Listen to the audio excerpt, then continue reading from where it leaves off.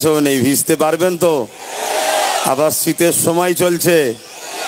আচ্ছা, কমিটিকে বলবো ওইদিকে ঘিরে রাখো, কেউ না পালাতে পারে। হাত তুলেছে ভিজবো বলে আর পালাবে এমনটা না হয়। তো যাক, সংক্ষেপ সময়, পানি আবার জোরেই আসছে, সত্যিই আসছে। তো দেখা যাক না কি হয়। কি বলছেন, বলবো না থাকবে? তো শেষে বক্তব্য দিয়া খুব সমস্যা, কেন সবাই সব কিছু বলে দেয় আর লাস্টে বাকি থাকে আমার পালাই। তা আমি কি আর আলোচনা করব?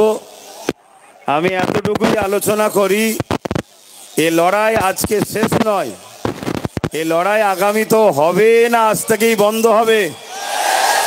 এটা পূর্ব মাদারীপুর কলাঘাট থেকে শুরু হয়েছে, একেবারে শেষ দিকে শুরু, কলাঘাটের শেষ প্রান্তে। আমি চাই পূর্ব মাদারীপুর, যেটা আমার দাদু হজরতে হাজি মুস্তফা, আচ্ছা এরাদের কম্পিউটার কি বলে, এদের এই মিডিয়া ভাইগুলো একটু জিনিসপত্র ঢেকে লিখ, কারণ এদের একটা বড় অবদান আছে ভাই, এদের জন্যই তো খবর সব জায়গায় সম্প্রচার হয়।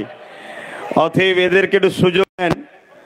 তা শোনেন, এদিকে শোনেন, ওদের একটু কাজ করতে, আর তোমরা একটু তাড়াতাড়ি করে লাও। এমনি পানির সময় বুঝতে পারছো, বসিয়ে রাখাটা অনেক প্রেমের ব্যাপার, কথা বুঝে আসছে। তো সেই জায়গাতে কলাঘাট থেকে শুরু হলো, একেবারে পূর্ব মাদারীপুরের শেষ জায়গা। পূর্ব মাদারীপুরে আমার একটু জোর একটু বেশি, কেন এটা আমার দাদা হজরতে মোস্তফা মাদানী হুজুরের নামে এটা মাদারীপুর। অতএব এই মাদারীপুরের মানুষ, এটা বিপ্লবের মাটি। এখান থেকেই কিন্তু বারবার দেশের জন্য মহানায়কের সুজন্ম হয়েছে, তাদের দ্বারাই কিন্তু দেশের জন্য অনেক কাজও হয়েছে। আজকে কেন্দ্র সরকার কি করতে চাইছে ওয়াকফ সংশোধনী বিলের নামে, আপনারা সবাই শুনেছেন। এবং পাশাপাশি আপনারা নিশ্চয়ই, আমার পূর্বে বাইজিদ ভাইয়ের আগে একজন মাস্টার সাহেব বলছিলেন ওবিসি সম্বন্ধে। দেখুন, ওবিসি যদি বন্ধ হয়ে যায়, 100ই হয়তো একটা চাকরি আমাদের ছিল, ওই একটাও আর হবে না, জিরো হয়ে যাবে। তাই ওবিসি সংরক্ষণের দরকার আছে। এটাকে পূর্ণ বহালের জন্য আমাদেরকে সংগ্রামের ধারাবাহিকতা আরও বাড়িয়ে যেতে হবে। এতেও কি আপনারা প্রস্তুত আছেন তো নাকি? তবে মনে রাখবেন, যেভাবে ওবিসি সিস্টেম সুপ্রিম কোর্ট থেকে দিয়ে গাইডলাইন দিয়েছিল, ওইভাবে যদি রাজ্য সরকার তত্ত্বাবধান করে গাইডলাইন মেনে যদি মানুষকে ওবিসির আন্ডারে আনতো, তাহলে আজকে কিন্তু ওবিসি বন্ধ হতো না। এটাও একটা সাজানো পরিকল্পনা, যাতে করে ওবিসি বন্ধ হয়ে যায়। এখনও কিন্তু সময় আছে। রাজ্য সরকারের সৎ ইচ্ছা থাকলে ওবিসির যে সিস্টেম, সেই সিস্টেম গাইডলাইন মেনটেন করে রাজ্য সরকার যদি সুপ্রিম কোর্টে জমা দেয়, আমার সংবিধান অনুযায়ী যতটুকু জ্ঞান আছে, সুপ্রিম কোর্ট ওবিসিকে আবার পূর্ণ বহাল করার জন্য আইন অবশ্যই তিনি ঘোষণা করবেন। কিন্তু রাজ্য সরকার সৎ ইচ্ছা দেখাচ্ছেন না। তাই আমরা এখান থেকে রাজ্য সরকারকেও বলবো, এই দ্বিচারিতার মুখোশ এক আর মুখ এক, এরকম যেন না দেখানো হয়। আপনি আপনার সৎ ইচ্ছা দ্বারা ওবিসির যে গাইডলাইন, সেই গাইডলাইন অনুযায়ী সুপ্রিম কোর্টে অবিলম্বে আপনি কাগজ জমা দিন। এর পাশাপাশি নিশ্চয়ই এই বিষয়টা আলো হয়েছে না হয়েছে কি জানি না, মাদ্রাসা শিক্ষা পুরো দেশ জুড়ে যেমন ওয়াকফকে কেন্দ্র সরকার দখল করতে চাইছে, ওয়াকফ যদি চলে যায়, মাদ্রাসাও যাবে, মসজিদও যাবে, কবরস্থান, ঈদগাহ, খানকা সবই যাবে। অ্যাকচুয়ালি ইসলামের পেহচান, মুসলমানদের পেহচান, মুসলমানের পরিচয় সবটাই মিটে যাবে। কিন্তু রাজ্য সরকারও মাদ্রাসাকে বড় সুকৌশলে ধ্বংসের দিকে ঠেলে দিচ্ছে। এটাও আপনাদের একটু সজাগ করানো দরকার। কেন এখানে লেখা আছে, দেখুন, মাদ্রাসা বাঁচাবার জন্য কিন্তু মাদ্রাসা শিক্ষা বাঁচাও। আপনারা নিশ্চয়ই জানেন, স্কুল কলেজ যেখানেই হোক, পরীক্ষা দিবার পরে একটা মার্কশিট দেওয়া হয়, রেজাল্ট। ওই মার্কশিটে বিভিন্ন সিলেবাসের নাম থাকে, অঙ্ক, ভূগোল, বাংলা ইত্যাদি ইত্যাদি, ইংলিশ সহ। ঠিক তেমনই মাদ্রাসা শিক্ষায় এই সিলেবাসের নাম ছিল কোরআনে কত পেয়েছে। কিন্তু আপনারা জানেন কি জানেন না, উলামা হজরত, ইমাম সাহেব হজরত, মুসলিম সমাজ প্রেমী মানুষ, আপনারা মন দিয়ে শোনেন, আমরা যাকে আপনারা এত ভালোবাসলেন, তিনি ক্ষমতার পাওয়ারে মাদ্রাসা শিক্ষা থেকে বড় প্ল্যান মাফিক এই পশ্চিম বাংলায় কোরআনকে তুলে দিয়েছে। তাই মার্কশিট থেকে কোরআনের অপশনটাও বন্ধ করে দিয়েছে।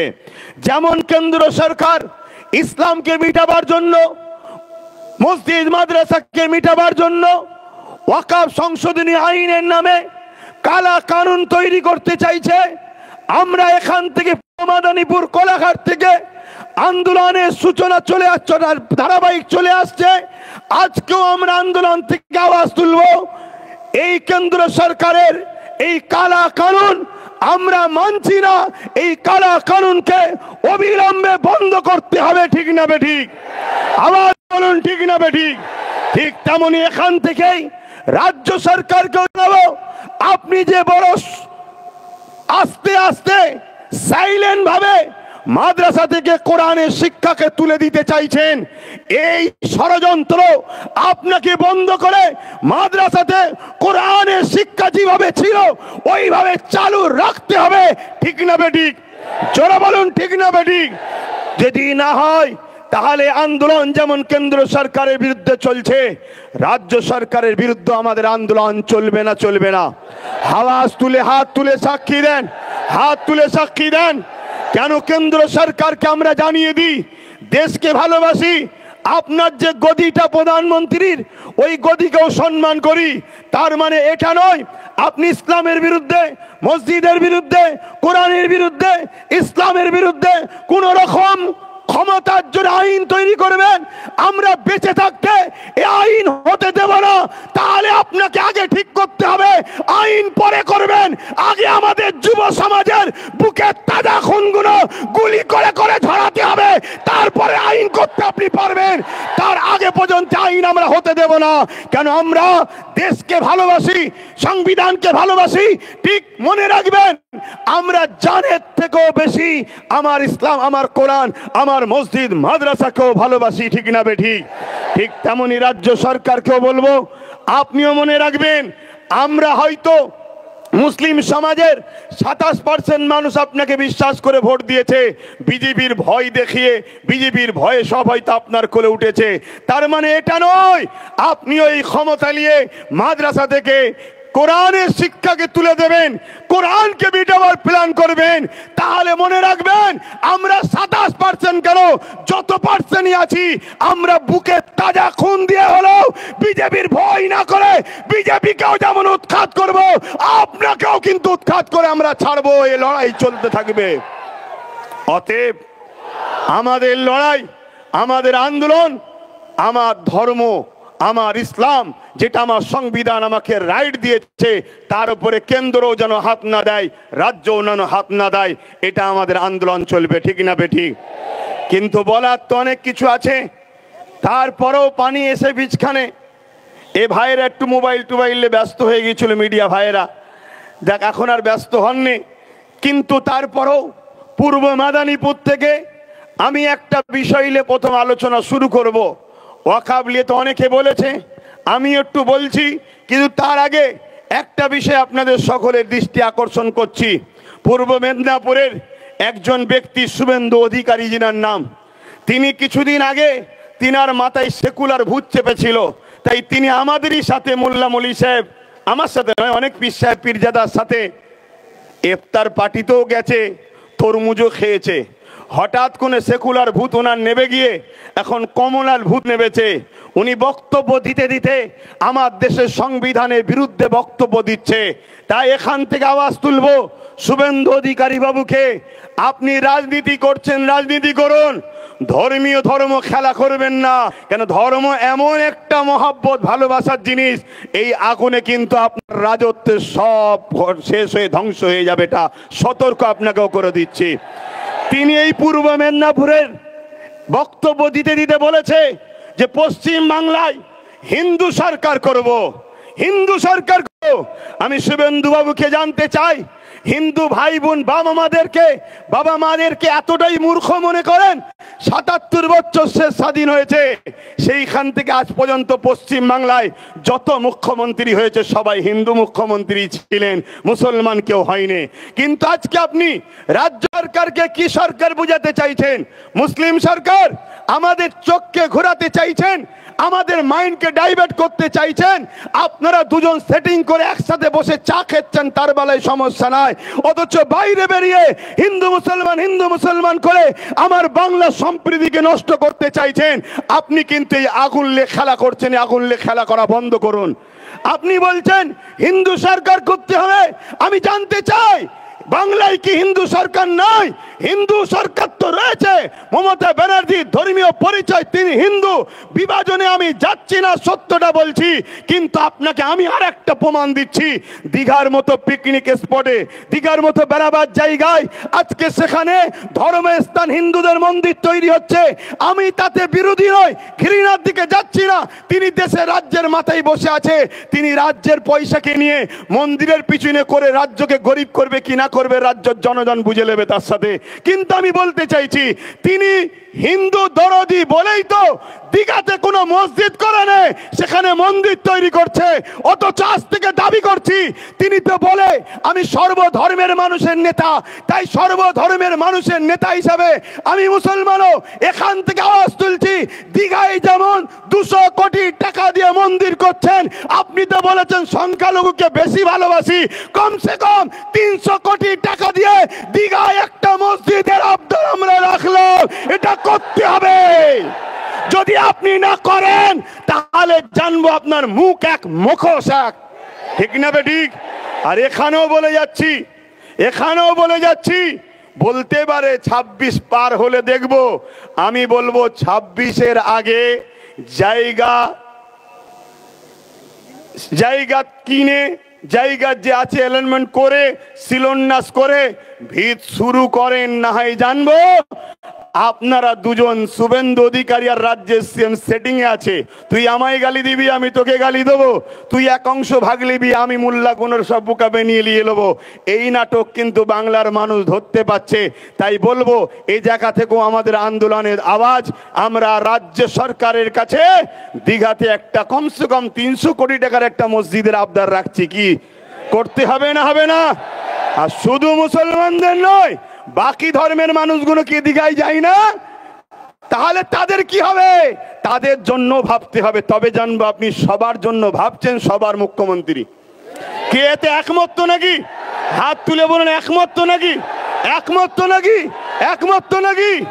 এটা আমাদের অধিকার, দাবি আছে। কিন্তু আজ শুভেন্দু বাবু তিনি বারবার মানুষের চোখকে আইকে অস করছে, এমন ভাবে বিভাজন তৈরি করতে চাইছে যেন রাজ্যের সিএম মুসলমানদের, উনি অন্য কোন একটা সরকার তৈরি করতে চাইছে। আরে আপনাদের কি সেটিং, এটা সবাই বুঝতে পেরে গেছে। তো যাক, আমি আবার ফিরে আসছি। এখানে আর একটা কথা বলি, আজকে বাংলায় নাকি জঙ্গিদের সরকার চলছে, বলছে না বলেনি? আচ্ছা, একটা রাজ্যে জঙ্গি সরকার, তার সাপোর্টারের সরকার রয়েছে, এরকম কথা যদি কেউ বলে তাকে অবিলম্বে অ্যারেস্টের দরকার আছে না নাই? শুভেন্দু অধিকারীর সঙ্গে মমতা ব্যানার্জির বন্ধুত্ব না ঝগড়া এখানেই প্রমাণ হবে। যদি অ্যারেস্ট করে জানবো সত্যিই ঝগড়া, অ্যারেস্ট যদি না করে জানবো সব তলায় তলায় মিল আছে। এ কথা একমত তো নাকি? আচ্ছা, আমি আমার জায়গায় পুনরায় ফিরে আসছি। ওয়াকফ নিয়ে একটু বলি এবারে, এটাই তো শেষ, বাকিটা সব বলা হয়ে গেছে। কিন্তু ওয়াকফ বিলে কি আছে এটা আমাদের একটু জানতে হবে। ওয়াকফ বিলের মধ্যে এমন কিছু আইন তৈরি করতে চাইছে সংশোধনের নামে, যে আইন দ্বারা দিনের মতো সত্য ওয়াকফ মুসলিমদের ব্যক্তিগত সম্পদ, এ সম্পদ আর মুসলমানদের হাতে থাকবে না। প্রথমে আমাদের জানা দরকার, শুধু কি মুসলমানদের এই ওয়াকফ সম্পত্তি আছে, অন্য ধর্মের ভাইদের নাই? হ্যাঁ আছে। এই ভারতবর্ষে দেবত্ব সম্পত্তি আছে যেটা হিন্দু ভাইদের, এটাও আমাদের জানানো দরকার। না হিন্দু ভাইদের কাছে গিয়ে ফিস করে জানানো হচ্ছে সব মুসলমানরা নিয়ে নিচ্ছে, মুসলমানদের সব হয়ে গেছে। শুনুন আমার হিন্দু ভাইদের দুটো মন্দিরের যা জায়গা আছে ভারতবর্ষ জুড়ে মুসলমানদের অত জায়গা নেই। সেই দেবত্ব সম্পত্তি দুটো মন্দিরে আছে। সেই সম্পত্তি তাদের পূর্বপুরুষরা তাদের ধর্মীয় ভালোবাসায় তারা দান করেছে, উৎসর্গ করেছে। তাদের বিশ্বাস, আস্থা, ভক্তি, ভালোবাসা তাদের কাছে, যেটাকে বলা হয় দেবত্ব সম্পত্তি। ঠিক তেমনই এই ভারতবর্ষে আদিবাসী ভাইদের জল জঙ্গলের সম্পদ রয়েছে। সেই সম্পদ আজকে কোথায়? এইখান থেকে মন দিয়ে শুনুন। আদিবাসী ভাইদের জল জঙ্গলের সম্পদকে আজকে আইন করে কেন্দ্র সরকার দখল করেছে। সেই দখল করে সেখান থেকে আদিবাসী ভাইদের অধিকারকে হরণ করে দিয়ে ওই সম্পদের ওপরে বড় বড় কর্পোরেশনদের হাতে তুলে দিয়ে জঙ্গলকে পরিষ্কার করে বড় বড় শিল্পপতিরা সেখানে কলকারখানা তৈরি করছে, আবাদ করছে। আজকে আদিবাসী ভাইদের থাকা দুষ্কর হয়েছে, তাদের ঘর বাড়ি বাঁচানো দুষ্কর হয়েছে, তাদের বাচ্চাদের জীবন জীবিকা, তাদের ধর্মীয় স্বাধীনতা সবকিছুর উপরে আজকে হস্তক্ষেপ হচ্ছে। ঠিক তেমনই এটা 2023 আইনটা করেছিল। আজকে 2024 ওয়াকাফকে নিতে চাইছে। কেন ওয়াকাফকে নিতে চাইছে? ওয়াকাফ সংশোধনীয় বিলের নামে এই ওয়াকাফকে যদি তারা হরণ করতে না পারে তাহলে এই রাষ্ট্রকে বিশেষ একটা ধর্মীয় রাষ্ট্র বলে ঘোষণা করতে পারছে না। কেন? এই ভারতবর্ষে একটা মসজিদ আছে কেরলে 1400 বছর বয়স, এই ভারতবর্ষে মসজিদ আছে গুজরাটে 1300 বছর বয়স। এই 1400, 1300, 1000 বছরের মসজিদ প্রমাণ দিচ্ছে ভারতবর্ষে মুসলমান নতুন নয়। হাজার হাজার বছরের মুসলমান এরা ভারতে রয়েছে। হাজার হাজার বছর ধরে এদের কবরস্থান আছে, হাজার হাজার বছরের ধরে এদের মাদ্রাসা আছে। এ থেকে প্রমাণ হচ্ছে যে স্বাধীনতার আগেও হাজার হাজার বছর ধরে এদেশে ভারতবর্ষে মুসলমান রয়েছে। অতএব যে দেশে হাজার হাজার বছর ধরে মুসলমান থাকে সেই দেশটাকে বিশেষ একটা ধর্মীয় দেশ বলে ঘোষণা করতে তাদের অসুবিধে হচ্ছে। বুঝে আসছে? তারা আইন তৈরি করে এই ওয়াকাফকে কেন্দ্র সরকার দখল করবে। দখল করে 1400 বছরের মসজিদকে বিরান করে দিতে চাইছে, ভেঙে দিতে চাইছে। যেমন আজকে জল জঙ্গলি সম্পদ আদিবাসী ভাইদের হাত থেকে কেড়ে নিয়েছে, ঠিক তেমনি 1300 বছরের গুজরাটের মসজিদকে ভেঙে দিয়ে কর্পোরেশন প্রমোটিংদের হাতে তুলে দেবে। এক কথায় আদানি আম্বানির হাতে তুলে দেবে। আপনারা জানেন কি জানি না, বোম্বাই একটা বিশাল বাড়ি আছে, এমন করে রিলায়েন্স কোম্পানির যিনি মালিক তার বাড়ি রয়েছে। ওই বাড়িটা যে জায়গায় দাঁড়িয়ে আছে ওটা ওয়াকাফ সম্পত্তি এবং এতিমখানার জন্য ওই সম্পদকে মুসলমানরা দান করেছে। সেই জায়গা দখল করে আজকে তারা বিশাল বাড়ি তৈরি করেছে। তাদের ভয় হয় কোনো দিন যদি মুসলমান তার সম্পদকে নিয়ে নেয় তাহলে আমার বন্ধুর এই বাড়িটা চলে যাবে। তাই কেন্দ্র সরকার এই ওয়াকাফকে অ্যাক্টের নামে, সংশোধনের নামে নিজের সম্পদকে হরণ করতে চাইছে। এইখানে যদি মসজিদ চলে যায়, মাদ্রাসা চলে যায়, কোরআন বলে কবরস্থান চলে যায়, এক কথায় ওয়াকাফকে যদি নিয়ে নেয়, ভারতের মুসলমান শোনো, পশ্চিম বাংলার মুসলমান শোনো, তোমরা পরিচয় দিতে পারবে না তোমরা ভারতীয় ছিলে, তোমরা পরিচয় দিতে পারবে না। তাহলে বলো, বাঁচতে গেলে এই ওয়াকাফের বিরুদ্ধে আমাদেরকে লড়াই জারি রাখতে হবে না হবে না? করে বলুন, ওয়াকাফের বিরুদ্ধে লড়াই করতে হবে না হবে না? তাতে যদি হাজারো প্রাণ বুলেটের গুলিতে, বোম বন্দুকের গুলিতে, কেন্দ্র জালিম সরকারের অত্যাচারে যদি আমাদের হাজার হাজার প্রাণ কুরবান হয়, মাতৃভূমি বাঁচাবার জন্য রক্ত দিয়েছি, ইসলামের অধিকার, ইসলামের সম্পদকে বাঁচাবার জন্য কারা রক্ত দিতে পারবেন উঠে দাঁড়িয়ে যান। কারা রক্ত দিতে পারবেন উঠে দাঁড়িয়ে যান। হাত তুলে বলুন রক্ত দিতে পারবেন। মসজিদ বাঁচাবার জন্য পারবেন। কোরআনের পক্ষে, দিন ইসলামের পক্ষে, নিজের অধিকারের জন্য সংবিধান আপনাকে রাইট দিয়েছে, এই অধিকারের জন্য রক্ত দিতে পারবেন।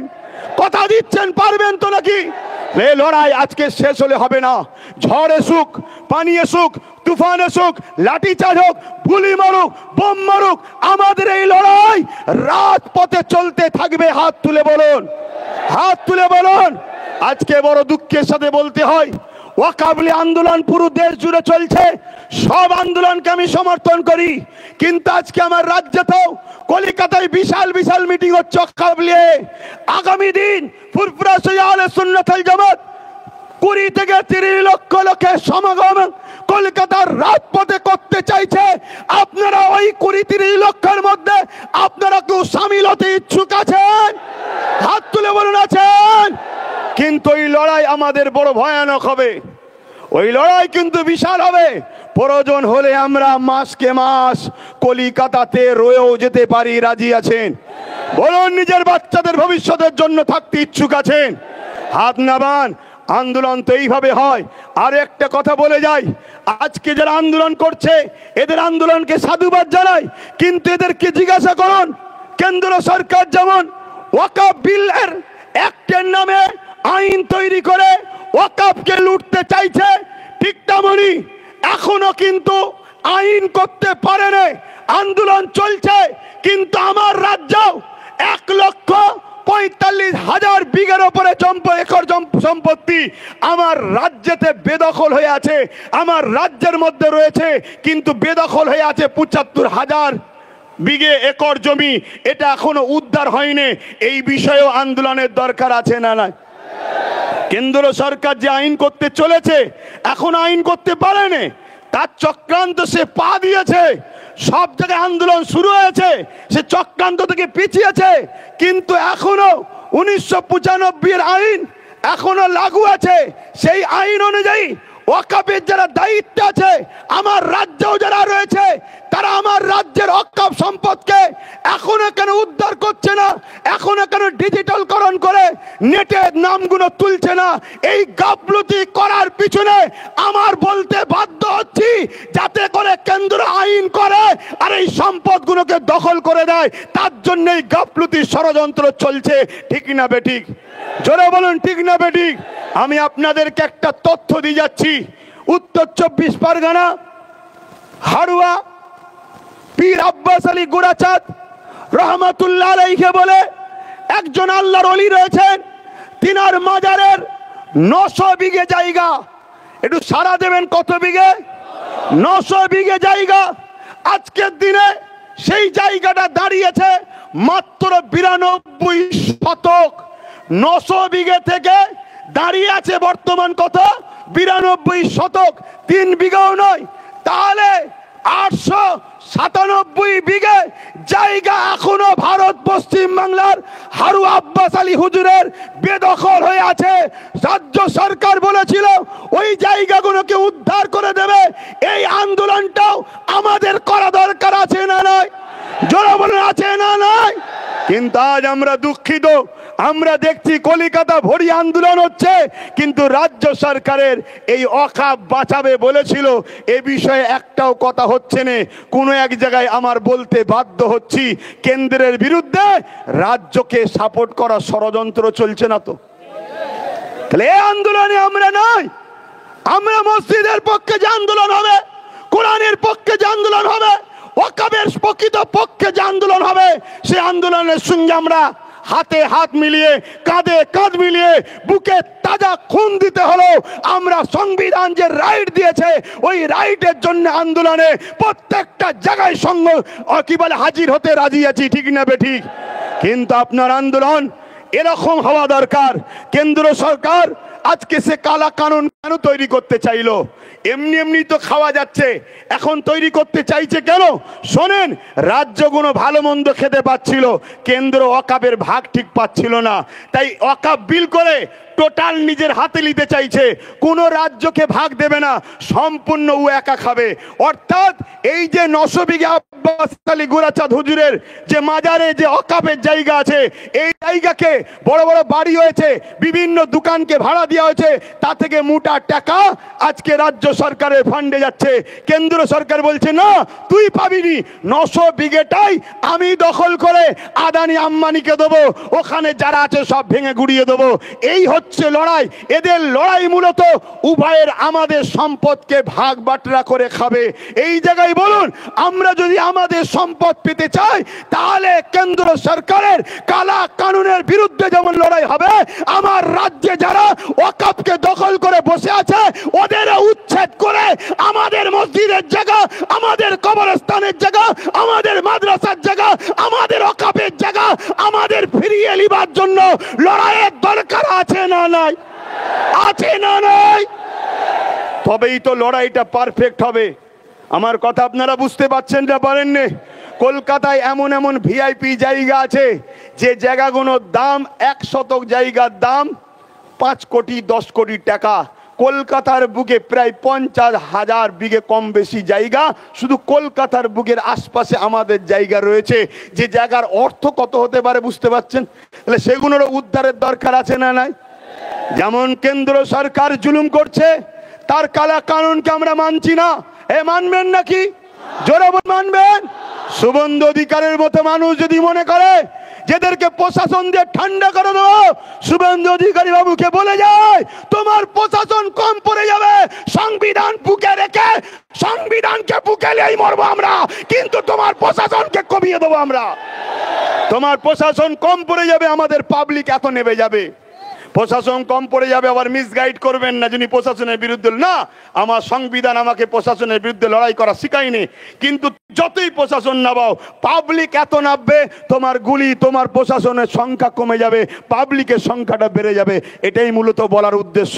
কিন্তু এর পাশাপাশি এটাও বলবো, আমাদেরকে যে ধোঁকা দেওয়া হচ্ছে, এই ধোঁকা থেকেও সজাগ হওয়া দরকার আছে না নাই? কথা বলুন, আছে না নাই? বন্ধুগণ শোনেন, ওয়াকাফ বিলের মধ্যে মারাত্মক মারাত্মক আইন তৈরি করছে। তার মধ্যে একটা আইন করছে, কেউ যদি ওয়াকাফ করে তাকে 5 বছর কমসে কম ধর্মীয় প্র্যাকটিসের মধ্যে আছে, যাকে আমাদের ভাষায় বলা হয় কামেল মুসলমান। তা কেন্দ্র সরকার কি করে বুঝবে কে কামেল মুসলমান কে নরমাল মুসলমান? তা আমাকেও তো বলতে পারে তুমি নরমাল মুসলমান, আর মোদি সার্টিফিকেট দেবে আব্বাস নরমাল মুসলমান। তো মুসলমানের এম বোঝে না, ও আমাকে সার্টিফিকেট দেবে আব্বাস সিদ্দিকী নরমাল মুসলমান। আপনার ইমাম যে 30 বছর, তিনি বলবেন আমি চলে গেছি, যা হয়েছে আমি সব দিয়ে দিলাম, তাকেও বলবে এ নরমাল মুসলমান। এটা একটা ষড়যন্ত্র। এই করে বলবে যারা দান করেছে এরা মুসলমান ছিল না, এরা প্র্যাকটিসিং মুসলমান নয়, তাই এদের সম্পদ অকাপ হবে না। এইভাবে বিভিন্ন ছলে বলে কলে কৌশলে আমাদের অকাপকে লুটার ষড়যন্ত্র করছে। এই জায়গায় আমি প্রত্যেকটা মানুষকে, সচেতন মানুষকে বলবো, আপনারা ঐক্যবদ্ধ হন, সংগঠিত হন। এই আন্দোলনে আমাদেরকে কোনোভাবে পিছপা হলে হবে না। কারবার করতে হবে, ব্যবসা করতে হবে, জমির জায়গা রুজি সন্তানদের জন্য ভাবতে হবে। কিন্তু ওয়াকাফ যদি আমাদের হাত থেকে ফসকে যায়, মনে রাখবেন আগামী দিন ভারতবর্ষে আপনি টিকে থাকবেন, তার পরিচয় কিন্তু আপনি দিতে পারবেন না। এরপরে আপনাকে নাগরিকত্ব থেকে বহিষ্কার করা হবে। কেন? আপনার যখন এ দেশে স্বাধীনতার আগে কোনো ঐতিহাসিক মসজিদ, মাদ্রাসা, কবরস্থান নয়, তখন আপনাকে বলা হবে আপনি স্বাধীনতার পরে বাংলাদেশ থেকে এসেছেন, পাকিস্তান থেকে এসেছেন, চলুন আপনাকে ডিটেনশন ক্যাম্পে নিয়ে যাওয়া হবে। কিন্তু যতদিন আপনার এই হাজার হাজার বছরের ঐতিহ্য মসজিদ, মাদ্রাসা, ওয়াকাফ রয়েছে, ততদিন শুভেন্দু অধিকারী বা তার মাথায় যারা বসে আছে, অমিত শাহ আর নরেন্দ্র দামোদর মোদী হোক, এরা হাজারো চেষ্টা করলো বাবা সাহেব আম্বেদকরের সংবিধান তোমাকে আমাকে দেশে থাকার জন্য গার্ড দেবে। এরা যতই চেষ্টা করো ভারতের মুসলমানদের করে এরা কখনো ক্ষতি করতে পারবে না, পারবে না, পারবে না। কিন্তু তোমার যদি ওয়াকাফকে এরা কোনোভাবে লিখে নিতে পারে, মনে রেখে দেবে তোমাদের কিন্তু সব শেষ হয়ে যাবে। একটা ছোট্ট কথা বলি, কলকাতায় একটা প্রোগ্রাম হচ্ছিল দেখছিলাম, ওই কলকাতায় রাজ্য সরকারের একটা এমপি বক্তব্য দিচ্ছে, আপনারা দেখেছেন কি জানি না। বক্তব্য দিতে দিতে বলছে, কোনো জায়গায় যদি গুটি কত মুসলমান দাঁড়িয়ে নামাজ পড়ে বা কোনো জায়গায় থাকে, সেটা নাকি ওয়াকাফ হয়ে যাবে। বলুন, এটা হিন্দু ভাইদের কাছে বা অন্য ধর্মের কাছে ঠিক মেসেজ না ভুল মেসেজ? জোরে বলুন। স্বাভাবিক অন্য ধর্মের মানুষরা কি বলবে? আরে ওরা যদি ধর্মীয় কাজ করে সঙ্গে সঙ্গে এটা দখল হয়ে যাবে। তাহলে বলুন, রাজ্য সরকারের এমপি এত বড় ভুল মেসেজ দিচ্ছে, ইনাদের দ্বারা আমাদের ওয়াকাফ বাঁচবে না যাবে মনে হচ্ছে? তাহলে মাথায় ঢুকান, ওয়াকাফ কিভাবে হয় বলি। ধৈর্য আছে তো নাকি?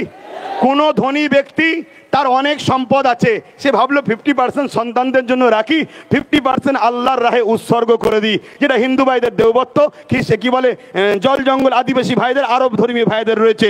ওই উৎসর্গ যখন করবে, ওয়াকাফ কমিটিকে জানাতে হবে। ওয়াকাফ কমিটি এসে সার্ভে করবে, সার্ভে করে যদি দেখে এর পর্চা, এর কাগজ সবই নিজে মালিক, তারপরে সেটাকে ওয়াকাফ কমিটি সেটাকে অ্যাকসেপ্ট করবে। আর ইনারা কি প্রচার করছে? রাজ্যের এমপি কি প্রচার করছে? বা এই বিজেপির এমএলএ এমপিরা এরা ভেতরে ভেতরে গোপনে গোপনেও করছে যে মুসলমান কোনো জায়গায় দাঁড়ালে সে জায়গাটা মুসলমানদের হয়ে যাবে, কোনো জায়গায় নামাজ পড়লে মুসলমানদের হয়ে যাবে। আমাদের যে ভাইচারা সম্প্রীতি আছে, অনেক সময় দেখা যায় অনেক ভাই রাস্তাতে যাচ্ছে, নামাজের সময় হয়েছে, একটা অমুসলিম ভাইয়ের দোকানে বললো, ভাই এই আসো, কোনো অসুবিধা নেই, নামাজ পড়ো। কি আমাদের ঘটনা ঘটে না? কিন্তু এইটা যদি ঘোষণা করে দেওয়া হয়, অমুসলিম ভাইয়েরা কি বলবে? না ভাই তুই এখানে নামাজ পড়তে পারবি নি, তুই ভাই ওঠ, তুই ওঠ এখান থেকে চ। কেন? তোদের তাদের নাকি ওয়াকাফের নিয়ম আছে, যেখানে নামাজ পড়বি সেখানে হয়ে যাবে। এটা কত বড় একটা মিথ্যা প্রচার ওয়াকাফ নিয়ে চলছে। অথচ ওয়াকাফ একটা কমিটি রাখা আছে, ওই কমিটি যাতে ওয়াকাফ সম্পত্তিগুলো হেফাজত হয় তার 7% মাসে মাইনে দেওয়া হবে। আজকে সেইটাকে মিথ্যা প্রচার চালাচ্ছে। খুব ঠান্ডা মাথায় আমার বুঝবেন কথাটা। যেমন কেন্দ্র সরকার পুরো দেশের ওয়াকাফকে লুটে নিয়ে মুসলমানদেরকে নিশ্চিহ্ন করে দেওয়ার প্ল্যান করছে, ঠিক তেমনি বিগত 77 বছর ধরে ভারতে ওয়াকাফ সম্পত্তি মুসলমানদের নামে আছে ঠিকই, কিন্তু এর দুধ এর মাখন মুসলমানরা পায় না। সেটা যারা ক্ষমতায় থাকে তারা লুটে পুটে খায়। এই ওয়াকাফ কেন করেছে? এই ওয়াকাফের অর্থ থেকে মুসলিম গরিব ছেলেদেরকে পড়ানো হবে। আজকে যদি ওয়াকাফের টাকা প্রকৃত মুসলিম গরিব ছেলেদেরকে পড়ানো হতো, আমাদের এত মেরিট ছেলে আছে, একটা বললে এপিজে আব্দুল কালাম কেন, হাজার হাজার ভারতবর্ষে এপিজে আব্দুল কালাম তৈরি হয়ে যেত। কিন্তু এই অভাবের জন্য, পয়সা না থাকার জন্য আমার ভারতবর্ষের অনেক মুসলিম সন্তানের তাদের আজকে স্বপ্ন ভেঙে চুরমার হয়ে গেছে। তাই বলবো বন্ধু, এই লড়াই আজকে শেষ নয়। এখান থেকে শুরু হলো, পূর্ব মেদিনীপুরের শুরু কলাঘাট থেকে হলো, বিভিন্ন জেলায় হচ্ছে। আমি সব জায়গায় দেখতে চাইছি। কলিকাতায় আমার টার্গেট 20 থেকে 30 লক্ষ লোকের দরকার, তবেই তো আন্দোলনের জোরালো হবে। তাই বিভিন্ন জায়গায় করে দেখছি। আপনারা বলুন, আগামী দিন কলিকাতার রাজপথে যাওয়া হবে, আপনারা সত্যিই কারা যেতে ইচ্ছুক লম্বা করে হাত তুলবেন। ধোকা দেবেন না তো? ধোকা দেবেন না তো? গাছে তুলে মই করে নেবেন না তো? একটা শেষ কথা বলবো। আমার পূর্বে কেউ একজন বলছিল বাবরি মসজিদের সঙ্গে, মাস্টার সাহেব সম্ভবত, বাবরি মসজিদটা শহীদ হয়েছে কবে? এই ধৈর্য আছে? খুব জোর 5 মিনিট নেবো। একটু হিন্দু ভাইদেরকে জানানো দরকার যে আপনাদের কিভাবে বোকা বানাচ্ছে কেন্দ্র সরকার, একটু জানানো দরকার আছে না নাই? হিন্দুরা আমাদের ভাই হয় না, হয় না? আদিবাসী, দলিত, সাঁওতাল, বাগদি যেই হোক, সবাই আমাদের ভাই, ঠিক না বেঠিক? সবাই আমরা দেশবাসী, কিন্তু এই বিভাজনটা তৈরি করছে। আচ্ছা, 6 ডিসেম্বর এই দিনটাকেই বাবরি মসজিদের শহীদের জন্য নিল কেন? 5ই ডিসেম্বর করতে পারতো, 10ই ডিসেম্বর করতে পারতো, 6 তারিখটাই নিল কেন? এবং 1992টা নিল কেন? জানেন আপনারা? জানেন? এই তথ্যটা শুধু আপনাদের দিয়ে যায়। আর আপনাদের থেকে বেশি আমি বলবো আমার অমুসলিম ভাই, হিন্দু, দলিত, আদিবাসী, যারা অন্য সম্প্রদায়ের ভাই আছেন, যাদেরকে ভুল বোঝানো হচ্ছে, আমি সেই সকল বন্ধুদের বলবো, আসেন, দেশ একটা বট গাছ, দেশ একটা গাছ, বট গাছ। এই দেশের হাজারো শিকড় আছে, একটা শিকড় যদি কাটে মূলত বট গাছ দেশের ক্ষতি হবে। এই দেশের একটা শিকড়ের নাম হিন্দু, একটা শিকড়ের নাম মুসলিম, একটা শিকড়ের নাম আদিবাসী, একটা শিকড়ের নাম দলিত, একটা শিকড়ের নাম মতুয়া, একটা শিকড়ের নাম শিখ, পাঞ্জাবি, খ্রিস্টান ইত্যাদি ইত্যাদি। মূলত যে শিকড়টাই কাটবে দেশের ক্ষতি হবে। দেশের স্বার্থে আমাদের ভাইচারার জন্য বলে যায় 1992 6 ডিসেম্বর বাবরি মসজিদের শহীদের কারণ দুটো। নম্বর 1, 6 ডিসেম্বর বাবা সাহেব আম্বেদকরের মৃত্যুদিন। এই দিনটাকে প্রত্যেকটা ভারতীয়, মুসলিম, হিন্দু, দলিত, আদিবাসী, ধনী, গরিব সবাই ভারতীয় বাবা সাহেব আম্বেদকরের জন্য স্মরণ করত। কেন? বাবা সাহেব আম্বেদকর আমাদের জন্য কথা বলার রাইট সংবিধান দিয়ে গেছে, তাই বাবা সাহেব আম্বেদকরকে সবাই ফলো করে। তাই বাবা সাহেব আম্বেদকরের এই 6 ডিসেম্বরটাকে কালিমা করার জন্য তথাকথিত দাঙ্গাবাজরা বড় প্ল্যান করে 6 ডিসেম্বরে বাবরি মসজিদকে শহীদ করলো, যাতে করে পুরো পৃথিবীর কাছে, বিশেষ করে ভারতের মুসলমান সমাজের কাছে এবং সম্প্রীতিমূলক মানুষের কাছে এই দিনটা একটা কালা দিন হয়ে যায়। বাবা সাহেব আম্বেদকরকে অপমান, অপদস্থ করারই একটা ষড়যন্ত্র। কথা শুনলেন? কথা শুনছেন? দ্বিতীয় নম্বর চলে আসুন। 1992 কেন হলো? হিন্দু মা বাবা, ভাই বোনেরা শুনবেন, দূরে কাছে সোশ্যাল মিডিয়ায় যারা আছেন, বিজেপিকে চিনতে শিখুন। বিজেপি আসার পর থেকেই শুধু আওয়াজ উঠছে ভারতবর্ষে নাকি হিন্দু খাতরে মে হয়। 2014 আগে ভারতবর্ষ হিন্দু খাতরায় ছিল না। 500 বছরের উপরে মোগলদের শাসনে হিন্দুরা খাতরায় ছিল না, কোন সময় খাতরায় ছিল না। এই 2014 থেকেই হিন্দু খাতরে মে হয়। সত্যি কথাই হিন্দু বিপদে আছে। যদি বলেন কেন, তাহলে আজকে শুনুন মন দিয়ে। রেল বিক্রি করে দিয়েছে, কি বলে, এয়ারপোর্ট বিক্রি করে দিয়েছে, কারেন্ট বিক্রি করে দিয়েছে, এলআইসি বিক্রি করে দিয়েছে। এই সরকার আসার পরে 2 কোটি চাকরি দেবে বলেছিল কেন্দ্র সরকার, দিতে পারেনি। এই সরকার আসার পরে এলআইসি বিক্রি করে দিল। এলআইসি চাকরি করে কারা? 100-র মধ্যে 100টাই অমুসলিম ভাইরা চাকরি করে। কেন? এলআইসি সুদের, ইসলামের চলে না। রেল বিক্রি বিক্রি করে দিল। রেলে হকারি করে কারা? বেশিরভাগ আমার অমুসলিম ভাইরা, চাই তাদের আজকে সেখান থেকে রুজি রুটি চলে গেল। এই সরকার আসার পরে পুরো ভারতবাসী আজকে বিপদে আছে। আমার হিন্দু ভাইদেরকে শ্রদ্ধার সাথে বলবো, 1992 সালে এই বাবরি মসজিদকে যখন ভাঙা হয়, ওই সময়ে 1989-80-তে একটা সাচার কমিটির মতো রিপোর্ট বেরিয়েছিল, মন্ডল কমিটি, তাই তো? মন্ডল কমিটি, সাচার কমিটি যেমন 2005-06 বেরিয়েছে, ওটা 79-80-তে মন্ডল কমিটি। সেই কমিটিটার রিপোর্ট যারা করেছে তারা বলছে হিন্দু সমাজের একটা বড় অংশ রুজি রুটিতে, অর্থনীতিতে একদম ধ্বংসের দিকে।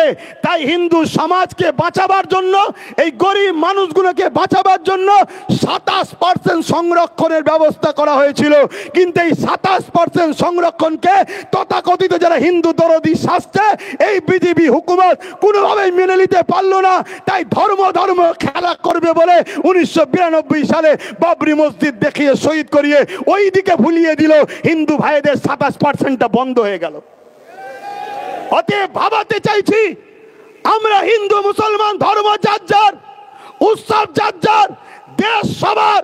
আপনারা বলুন, ধর্ম যার যার, ধর্ম যার যার, উৎসব যার যার, উৎসব যার যার, দেশটা সবার। তাই দেশের স্বার্থে বলবো, আজকে কেন্দ্র সরকার একটার পর একটা আইন তৈরি করছে।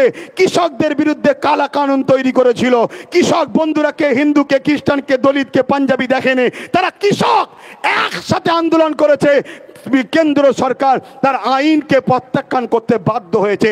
তাই আমাদেরও উচিত হবে এই কালা কানুনের বিরুদ্ধে, কে কোন দরবারে, কে কোন সিলসিলা, কার কি পছন্দ, সব কিছু বলে দিয়ে সংবিধান বিরোধী এই কালা কানুনের বিরুদ্ধে আমাদেরকে এক হয়ে আন্দোলন করলে কেন্দ্র সরকার এই বিল প্রত্যাখ্যান করতে চ্যালেঞ্জের সাথে বলছি বাধ্য হবে। তাই এক হয়ে আন্দোলন করার দরকার আছে না নাই? জনগণ আন্দোলনের দরকার আছে না নাই? কিন্তু তাদের সঙ্গে আন্দোলন নয় যারা এখনো আমার রাজ্যে ওয়াকাফকে লুটে রেখেছে। কি বলুন, ঠিক তো নাকি? তাই আমার বক্তব্য সংক্ষেপ করছি। তার আগে আরো একবার বলি, দীঘা ছিল ধর্মস্থান নয়, দীঘা ছিল পিকনিক স্পট, টুরিস্ট এলাকা। সেই জায়গাটাকে বড় প্ল্যানে রাজ্য সরকার ধর্মস্থান বানিয়েছে।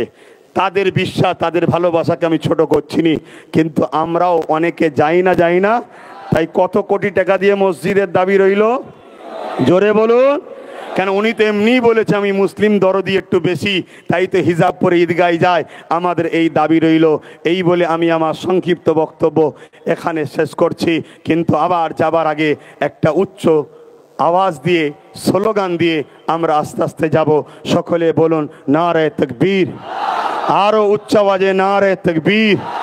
কোরআন ও সুন্নাহ, কোরআন ও সুন্নাহ। সংবিধান বাঁচাও। সকলে বলুন বাঁচাও, সংবিধান বাঁচাও। ভারতবর্ষ, ভারতবর্ষ ওয়াকাবের বিরুদ্ধে কালা কানুন মানছি না, মানবো না। ওয়াকাবের বিরুদ্ধে কালা কানুন মানছি না, মানবো না।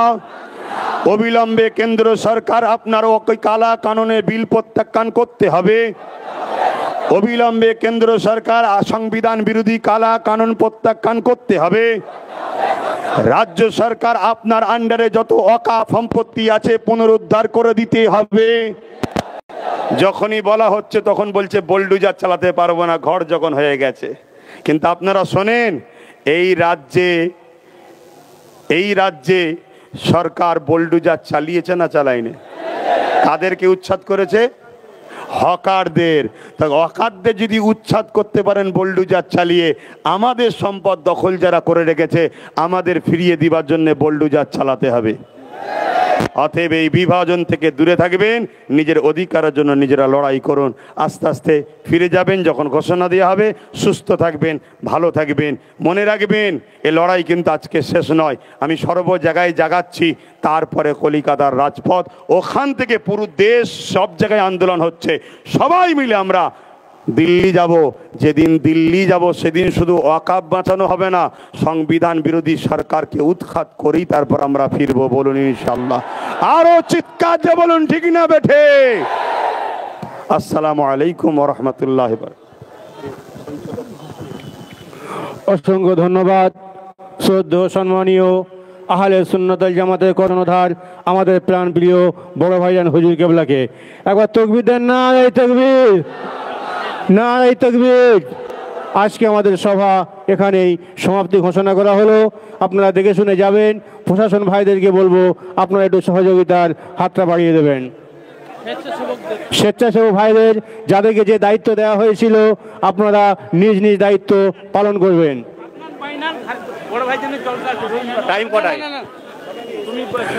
স্বেচ্ছাসেবক ভাইদেরকে বলবো আপনারা যথাসাধ্য দায়িত্বটা পালন করুন। যেটা দায়িত্ব দেওয়া ছিল সবিনয় দায়িত্বটা পালন করবেন।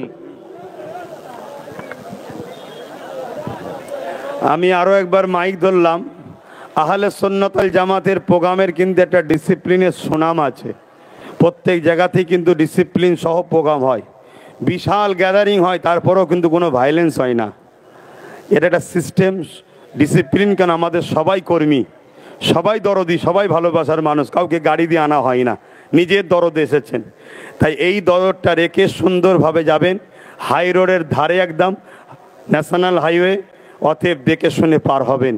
কেন আপনার জীবনটা আগামী দিন ভারত ও ভারতের সংবিধান এবং ভারতবাসীর জন্য অনেক প্রয়োজন আছে। তাই সুন্দর জীবনটা নষ্ট করে ফেলবেন না, ধৈর্য ধরে যাবেন, আস্তে সুস্থে ফিরবেন। আসসালামু আলাইকুম।